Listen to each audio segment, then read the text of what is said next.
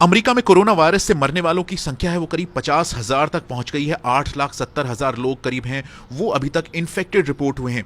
और ऐसे हालात में 44 लाख करीब और लोगों ने अनएम्प्लॉयमेंट बेनिफिट्स यानी बेरोजगारी भत्ते के लिए दरख्वास्तें दी हैं। यानी पिछले 5 हफ्तों में 2.5 करोड़ से ज़्यादा लोगों की अमेरिका में नौकरियों पर असर पड़ा है, जिस तरह से यहाँ पर बिजनेसेस बंद हुए हैं।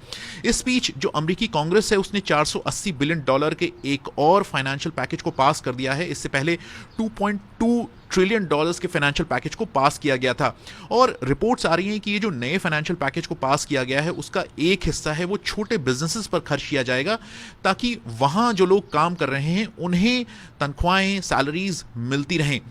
अमेरिका में जिस रफ्तार से लोगों की मौत हो रही थी या फिर जिस रफ्तार से लोग अस्पतालों में भर्ती हो रहे थे, अब उसमें कमी आती दिख रही है। तो ऐसे में जो कुछ राज्य हैं उन्होंने अपने यहाँ जो इकोनॉमीज पर असर पड़ रहा था, बिजनेसेस बंद थे, तो उन बिजनेसेस को एक हद तक खोलने की बात की है। लेकिन उन्होंने ये भी कहा है कि वो पूरी सावधानी बरतेंगे।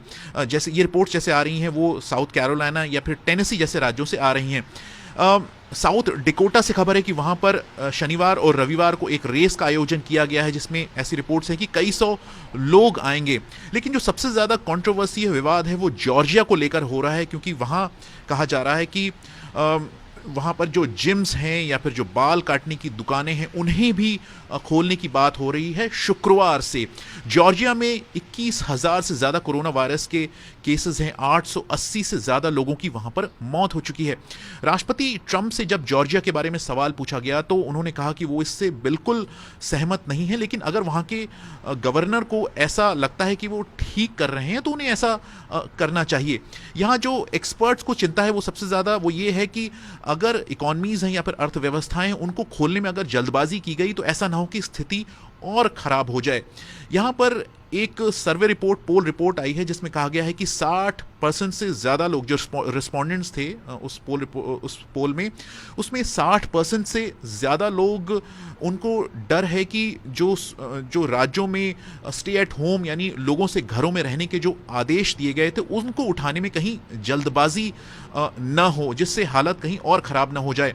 और उस पोल में 70% करीब लोग हैं, उनका कहना था कि उनकी जो नेशनल प्रायोरिटी है होनी चाहिए या फिर है वो ये है कि लोग घरों में ही रहें, सोशल डिस्टेंसिंग गाइडलाइंस हैं उनका पालन करें, ताकि जिस तेजी से ये वायरस फैलता है उसको थोड़ा धीमा किया जा सके।